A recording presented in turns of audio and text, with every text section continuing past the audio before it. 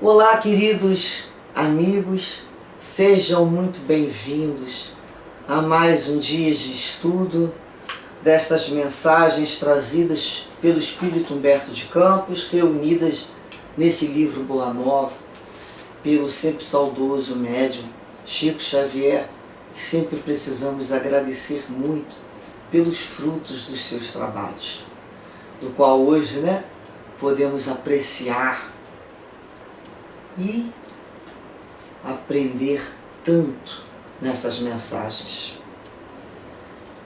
Continuamos com a mensagem Os Discípulos, colocamos ali o ponto 2 para já demonstrar que estamos prosseguindo diante dessa mensagem, que é uma mensagem grande, mas como sempre, antes de tudo, nos reunimos para agradecer a Deus pela vida, pelas bênçãos que recebemos de Deus, a cada dia, pela oportunidade que a doutrina espírita nos oferece de compreendermos um pouquinho mais essas passagens de Jesus.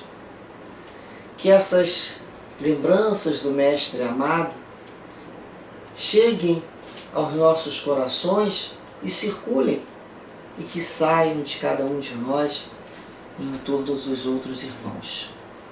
Pedimos a Deus que as vibrações de paz, de amor, de saúde, de harmonia possam chegar a tantos companheiros que nesse momento lembramos, amigos, familiares, outros que se encontrem afastados do Evangelho, adoentados, sofridos, angustiados, enfim, inúmeros motivos,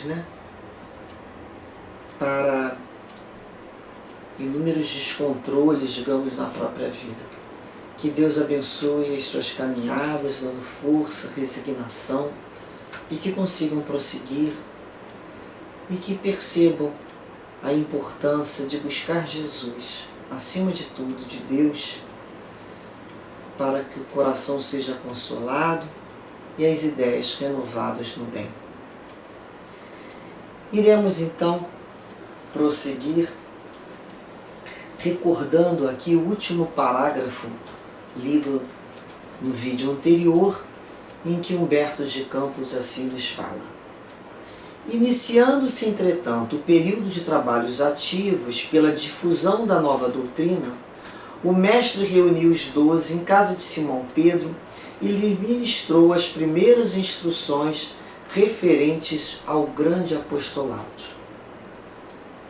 Então é aquele momento que ele junta os discípulos, os 12, e vai colocar ali as instruções básicas, digamos assim, olha, vocês querem me seguir, vocês vão dar continuidade a esse trabalho, mas estão aqui as instruções. E Humberto de Campos continua, de conformidade com a narrativa de Mateus, então ele vai se basear no Evangelho de Mateus, as recomendações iniciais do Messias aclaravam as normas de ação que os discípulos deviam seguir para as realizações que lhes competiam concretizar. Então, nós nesse momento vamos buscar o Evangelho de Mateus, no capítulo 10, lá no primeiro item, que ele fala que chamou os 12 discípulos e deu-lhes autoridade de expulsar os espíritos imundos e de curar toda a sorte de males e enfermidades. E aí ele passa a dizer o nome dos 12 apóstolos. Primeiro Simão, também chamado Pedro, André, seu irmão, Tiago, filho de Zebedeu, e João, seu irmão, Filipe e Bartolomeu, Tomé e Mateus, o publicano Tiago, filho de Alfeu, e Tadeu, Simão o Zelota e Judas Iscariotes, aquele que o entregou. Jesus enviou esses 12 com estas recomendações. Então, a partir do versículo 4, o 5, ele começa a dar aqui no Evangelho de Mateus as recomendações, as instruções. E ele diz: não tomeis o caminho dos gentios, nem entreis em cidades samaritanos. Dirigi-vos ante as ovelhas perdidas da casa de Israel. Dirigindo-vos a elas, proclamai que o reino dos céus está próximo. Então nós vamos parar aqui no versículo 7. E Humberto de Campos também nos diz, baseado nesse evangelho. Jesus, conversando com os discípulos com extrema mansidão, é assim que ele fala: amados, não tomareis o caminho largo por onde anda toda a gente, levada pelos interesses fáceis e inferiores. Buscareis a estrada escabrosa, a estreita dos sacrifícios pelo bem de todos. Mais uma vez aquela questão: não busqueis o menor esforço, busquei o caminho da abnegação, do sacrifício pelo bem de todos, aquele que sabe não se colocar à frente dos interesses, mas o outro, o interesse maior da coletividade.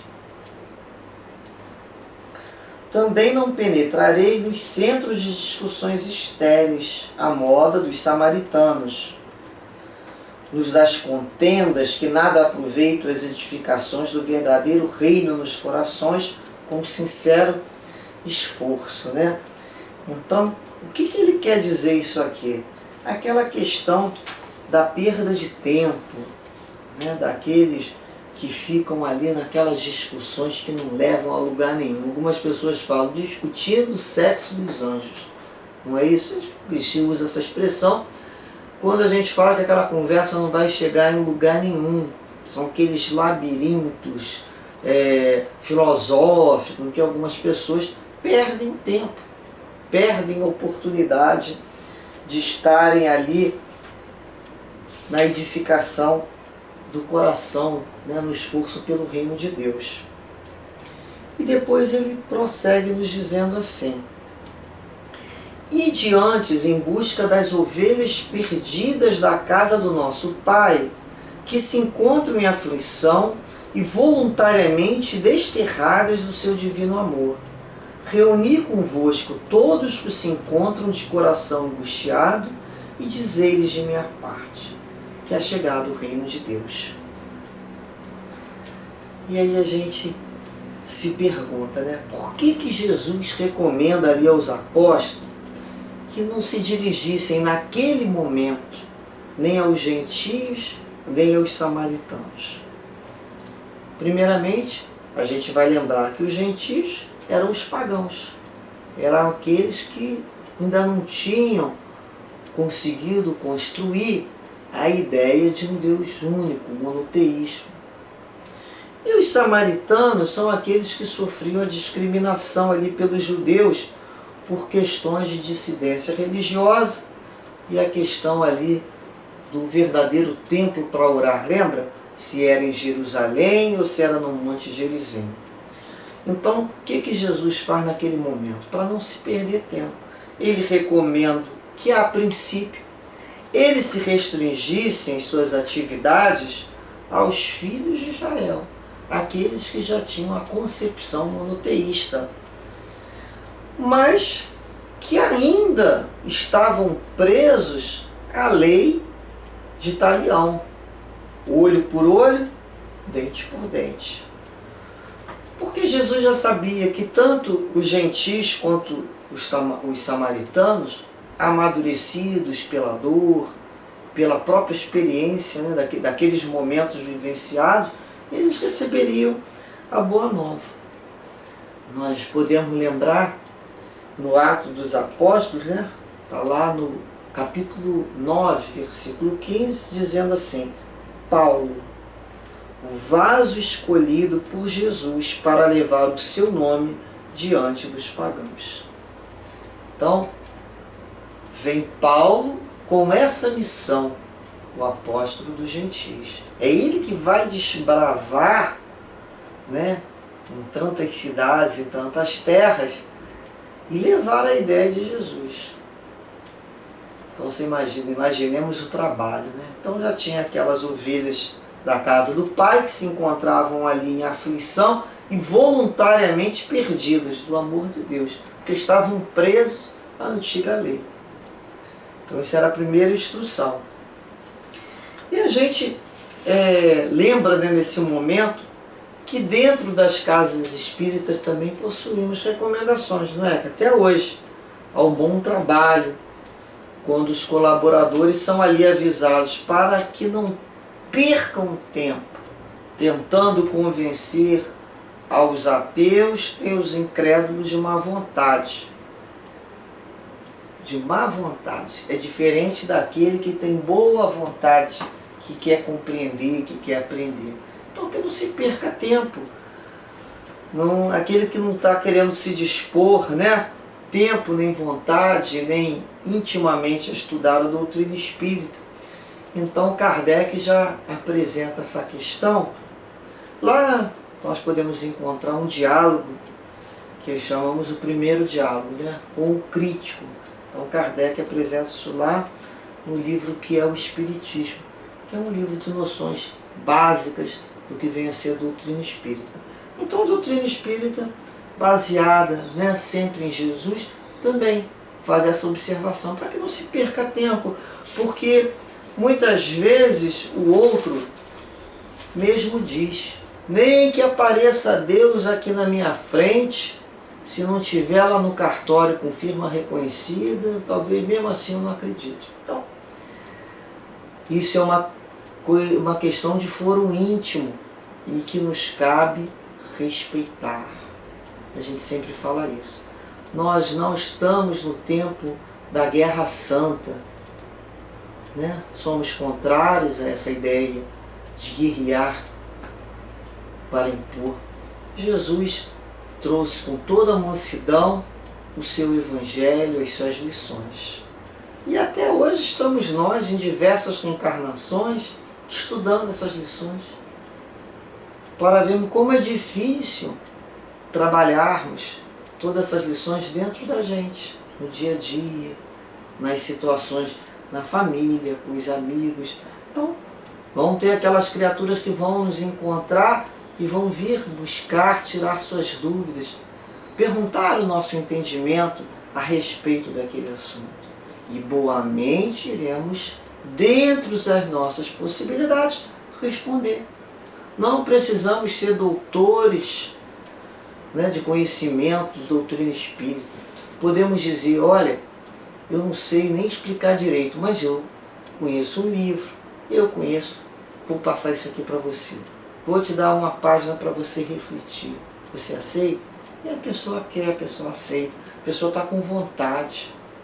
Agora, aquele que não tem vontade, que quer a mágica, que quer aquele socorro feito, né, de fora para dentro, que a gente entrega a Deus como nós somos entregues a Deus também. Deus é Pai de todos nós e ninguém vai ficar desamparado. Agora, quanto que cada um necessita sofrer em suas vidas para a compreensão da necessidade de Jesus dentro do seu coração, da sua mente, norteando a sua forma de ser, isso é de pessoa para pessoa. Vamos nos entender dessa maneira. Então podemos morar numa casa, estarmos numa família com inúmeros membros e talvez um ou dois aceitem a ideia e outros queiram saber, mas queiram saber com boa vontade, não aquela curiosidade, perda de tempo para discutir, para demonstrar, para fazer contrariedades, nada disso. Quem pergunta quer saber, a gente responde, caminha adiante. Não é assim? Então a gente fica com o coração tranquilo. Dando continuidade, Humberto de Campos nos traz, mais uma vez dentro do Evangelho de Mateus, o versículo 8, que nos fala de curai os doentes, ressuscitai os mortos, purificai os leprosos, expulsai os demônios. De graça recebeste, de graça dai. Essa é mais uma instrução dada por Jesus. Então, ele nos traz em sua palavra assim: trabalhar em curar os enfermos, limpar os leprosos, ressuscitar os que estão mortos na sombra do crime e das desilusões ingratas do mundo. Esclarecei todos os espíritos que se encontram em trevas, dando de graça o que de graça vos é concedido. Então essa parte principalmente aqui, ó, vamos nos ater essa. Curar os enfermos. A doutrina espírita tem lá o nosso trabalho do passe, né, da doação de fluidos, que não tem nada de sobrenatural. Basta estudarmos no livro A Gênese de Allan Kardec, está lá no capítulo 14, lá no item 31, Kardec explicando magistralmente sobre a questão do fluido universal, que é o elemento que vai fornecer todos os princípios reparadores ao enfermo. Está no fluido universal. O fluido é esse agente terapêutico. Agora, o efeito está subordinado às qualidades desse fluido. Então a gente vai ver se é o fluido é neutro por si. Ele é terapêutico. Mas quando o manipulamos, nós damos qualidade a esse fluido. Eu vou preencher o fluido com a qualidade que eu possuo. Então, quando, né, que qualidade é essa? Da vontade, das intenções daquele que anima aquele fluido, que deseja curar os doentes. Né? Então, esses são os fatores principais. Aquela pessoa que vai oferecer o fluido é que vai dar qualidade a esse fluido. Como é que são essas intenções dessa pessoa? Então esses são os fatores que vão permitir uma maior penetração do fluido no corpo do outro. O que esse fluido vai fazer? Vai substituir uma molécula doente, né, malsã, por uma sã, por uma molécula sadia. Então, na realidade, ali uma troca, que a gente pode falar, fluídica. Você oferece do fluido, que no caso, dentro da casa espírita, existe o médium, existe ali o guia espiritual, de acordo com a misericórdia de Deus em relação àquele doente. Então, se aquela pessoa está desejosa de receber aquele fluido, ela está em oração, ela está em prece, ela está conectada com Deus, implorando por aquela ajuda, ela vai funcionar ali como aquela bomba, absorvendo melhor aquele fluido. E aquele fluido, ele penetra, e justamente essa fé, essa vontade de ajudar, funciona como que colando, né? A gente pode falar colando e reparando aquele órgão, aquela situação, aquela mente desalinho.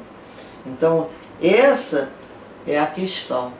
Então, não existe ali o que a gente pode falar uma questão sobrenatural. Existe estudo, a gente entender que o fluido está, né? Nós estamos aqui mergulhados em fluidos. Todos nós estamos mergulhados dentro de um aquário universal, podemos dizer assim. Agora, o que fazemos com esse fluido do nosso ambiente? Como é o fluido do ambiente que nós vivemos?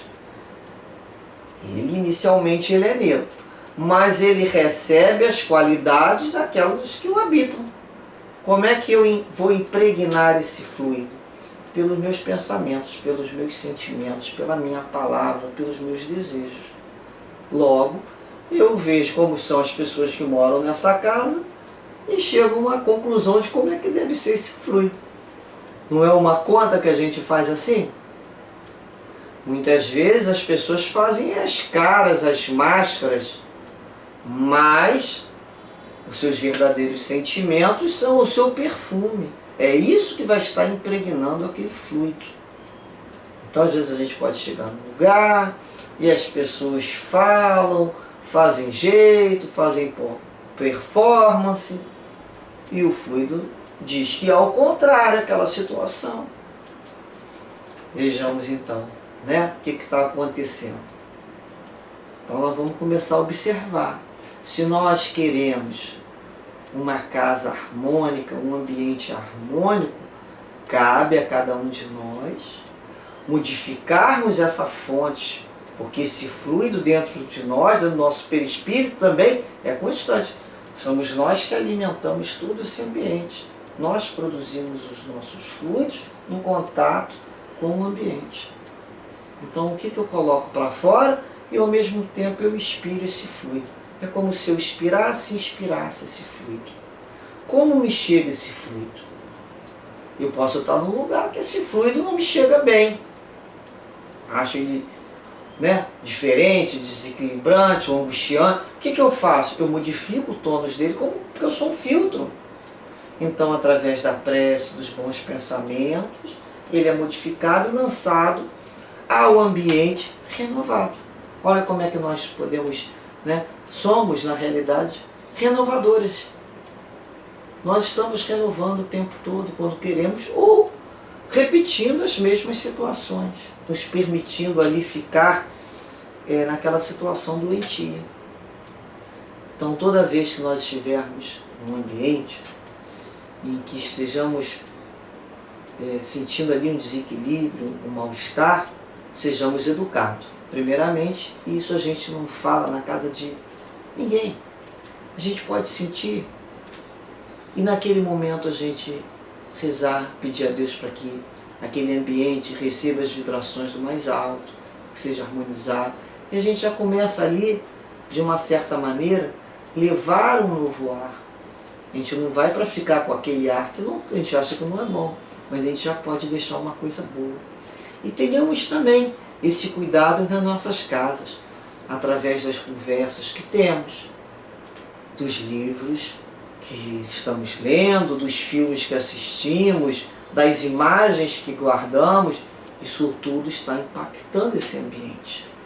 Quando nós falamos, o mundo, sair lá fora, o mundo está difícil, qual é o tipo de população, que tipo de pensamento ali tem uma concentração maior? Ali a gente começa a compreender, porque muitas vezes em alguns ambientes mais coletivos a gente se sente meio deslocado. Então nós já buscamos encontrar o nosso campo, mas temos que sair à rua, temos que viver, temos que fazer essa troca e que sejamos capazes de trocar o que não for bom pelo que é bom, porque a gente já aprendeu o que é bom, não é mesmo? Então a gente começa a fazer essas compreensões. Bem, ele nos fala aqui também em ressuscitar os mortos. Jesus nos explicou isso na passagem ali com a filha de Jairo, não foi? A menina não está morta, ela está adormecida. Se encontra também essa explicação lá no livro Gênesis, lá no capítulo 15, que mais uma vez Kardec vai nos demonstrar a força do poder fluídico. A gente consegue imaginar a qualidade dos fluidos de Jesus? Então, todo ele era uma cura, Todo ele, a aproximação do Cristo e a percepção dele das ocorrências, das situações que precisavam ali ser removidas. Outra questão que nos fala esse item também é sobre expulsar demônios, O que significa expulsar demônios? Nós sabemos que até hoje ainda se confundem muitas doenças, podemos dizer patológicas, doenças na área da saúde mental, com a obsessão. Existe ainda muita coisa para se discutir junto à ciência, para se organizar.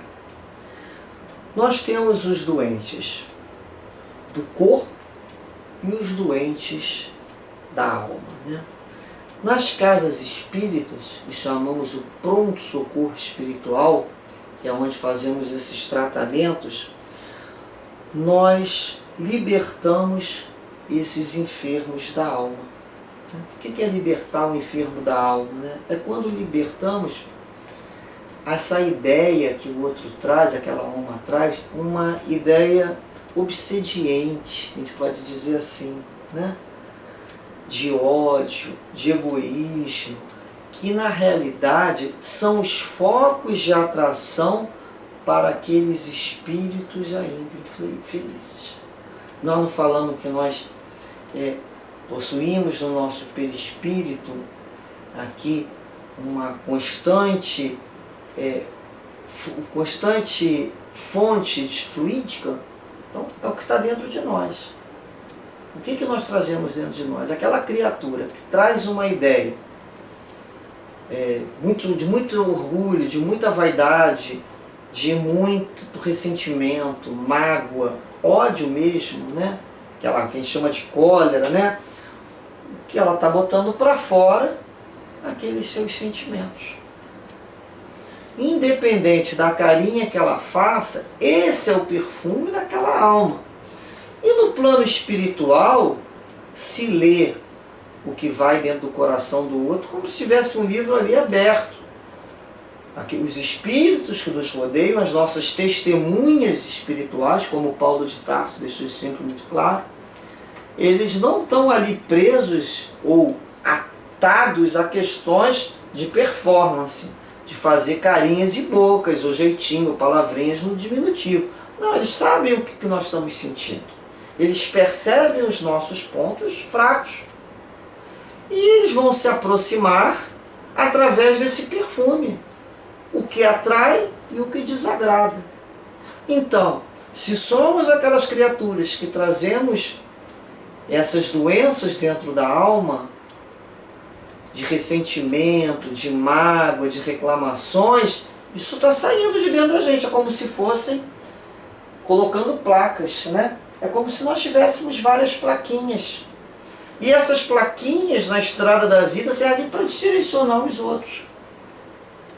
Vou me aproximar de fulano porque pensa como eu. E às vezes a gente pode pensar assim, puxa, mas fulano é uma pessoa tão legal, tão justa, tem um pensamento tão bonito, está ali com um processo de obsessão. Mas nós não sabemos o que está dentro do coração daquela criatura. Às vezes a criatura fala uma coisa, mas sente outra.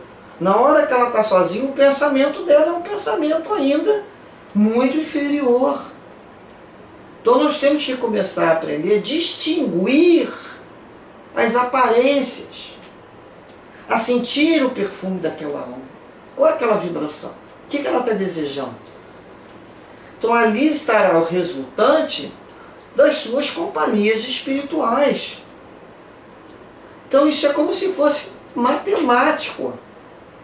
A hora que ela modifica todos esses pensamentos interiores, a fonte de sentimento, ela modifica o tônus, né, do fluido, e as atrações serão outras. É igual aquele momento que tem aquele amigo que fala, quero mais andar com fulana não, já chamei ela 3 vezes para ir não sei aonde, lá para quebrada, e ela não vai, agora está com papo de ler, de entrar em prece, cansou. Olha só como é que o outro não cansa. A gente não cansa também em relação a algumas pessoas? Cansa. Da mesma forma o plano espiritual. O espírito só está ali porque está sendo alimentado com aquele tipo de pensamento. Então, o que acontece? Uma palestra espírita, o estudo, isso vai funcionar como um grande trabalho de desobsessão coletiva. A gente está ali fazendo uma palestra dentro de uma casa espírita, né? A gente está falando. Olha quantos espíritos que estão acompanhando, a gente que está ouvindo, estão ali parando para pensar, sendo retirados porque a pessoa já está mudando, não quer mais aquele tipo de companhia. Muitos espíritos decidem buscar, né, uma vida melhor, mais ativa, mais edificante, e a própria criatura que ele acompanhava continua no mesmo caminho, buscando ali o caminho do menor esforço, digamos assim, a porta larga da vida. O espírito se evangeliza, a pessoa foi numa casa espírita para sentir assim um processo de melhoria, né, de cura, o espírito fica e ela não. ela volta para aquela mesma situação. A gente vai lembrar lá de Jesus falando lá da expulsão daqueles espíritos inferiores que depois voltaram, né, em Maria Madalena, mais 7. É aquela história. O problema não é retirar, é você se manter naquele perfil de elevação. Então nós vamos... E nesse momento a gente repara, né, que dentro do estudo, dentro dos trabalhos, esses espíritos perturbados, eles vão se educando também. E a gente vai se libertando, vai libertando as vítimas, né, em nome da paz e da possibilidade de recomeçar. Como é bom, né, gratificante saber que podemos recomeçar melhor. E se nós vamos fazer de forma diferente, os resultados também serão diferentes. Pois isso é uma lógica. Então nós vamos trabalhando, né, a nossa maneira de ser para encontrar esse resultado diferente. Renovando as nossas amizades. Ao longo da vida, nós já somos outras pessoas, nós já não andamos com os mesmos amigos muitas vezes, não temos mais as mesmas afinidades, nós vamos encontrando outros grupos de interesse, mais afinados com os nossos desejos de cada um. Bem, né, eu costumo dizer, eu estou aqui no esforço, no desejo sincero de prosseguir, apesar das dificuldades, das minhas imensas brechas, né, que ainda deixamos ao longo da vida, mas no esforço, caminhando em direção a Deus, no outro dia, um minuto depois, arrependendo, fazendo diferente, tentando recomeçar melhor. Então esse é o objetivo da vida, não tem nada pronto, somos nós que estamos escrevendo as nossas histórias e é natural que ainda tenhamos uma série de dificuldades e que iremos reescrever esse livro inúmeras vezes. Assim, de outra maneira não poderia ser. Isso podemos chamar da porta estreita. E quando ele fala, né, dando de graça o que de graça recebeis. Dai gratuitamente o que recebeis, gratuitamente, disse Jesus aos seus discípulos. Nós encontramos muito bem esse momento aqui no Evangelho segundo o Espiritismo, né, no capítulo em que vai falar, dai gratuitamente, né, dai-nos de graça que de graça recebeis. Então, na realidade, nos determina que não se deve fazer pagar por aquilo que para nós nada custou, não é? Ou seja, os dons concedidos por Deus não podem ser comercializados, né? Não é um meio de vida, não pode ser transformado numa moeda. Então, se tu tens o dom de curar, o dom de socorrer, o dom de falar, seja o dom que tu tiveres, se ele é concedido por Deus para ajudar o outro, né? Quando Jesus falou, curar os enfermos, ressuscitar os mortos, limpar os leprosos, ele disse aos discípulos, dai de graça o que de graça recebeis. É um dom. Então, não podemos colocar preço. É diferente daquele lá que estudou medicina, é o fruto do seu trabalho, é com aquilo que ele vive. Vamos deixar isso bem claro. Aqui nós estamos falando dos dons mediúnicos. E quanto mais, né, ofertarmos ao outro, mais ele cresce dentro de cada um de nós. É a qualidade daquele dom. Então, se nós não temos condições na nossa vida de ofertar esses dons sem abandonar as nossas casas, mas podemos pensar assim, os nossos locais de trabalho, eu posso pelo menos 1 hora por dia, eu posso 1 hora por semana, eu posso 1 hora por mês, não importa. O tempo que tu podes dispor, mas que seja de graça. porque de graça recebemos.